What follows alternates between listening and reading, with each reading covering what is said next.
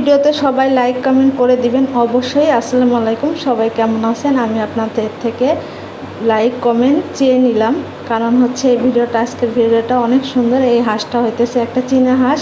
এই দেখেন আপনাদের ভাইয়া হচ্ছে চীনা হাঁসটা মানে বাজার থেকেই একবারে পরিষ্কার করে নিয়ে আসছে। আমি আবার হলুদ লাগায় তারপর হচ্ছে পুড়ায় তারপর হচ্ছে কেটে নিছি।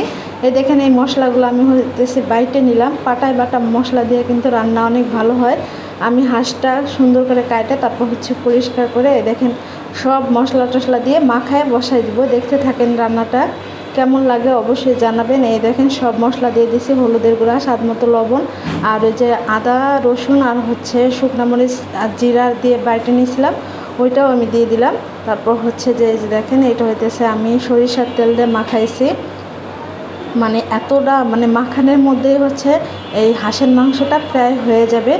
আর এটা যেহেতু মানে হাঁসের মাংস কিন্তু শক্ত হয়, এই জন্য আমি মাখায় কিছুক্ষণ রেখে দিয়েছিলাম। আর আমি আলুগুলা ভাইজে নিতেছি।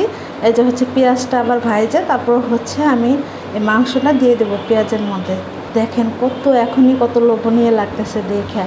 আর এতটা মজা হয়েছিল, এই মাংসের ঝোলটাও মজা হয়েছিল।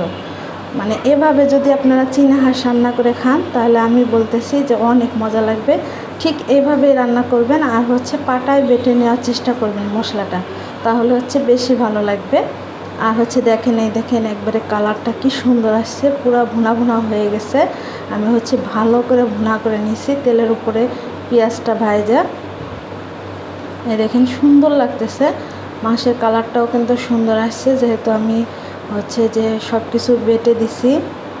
মানে এই দেখেন এখন মাংসটা কষানো প্রায় হয়ে গেছে। এখন আমি আলুগুলা দিয়ে দিতেছি। আলুগুলো আগে থেকে ভেজে রাখছিলাম বললাম। এখন হচ্ছে সুন্দর করে কষায় আলু দিয়ে তারপর হচ্ছে আমি ঝোলের পানিটা দিব।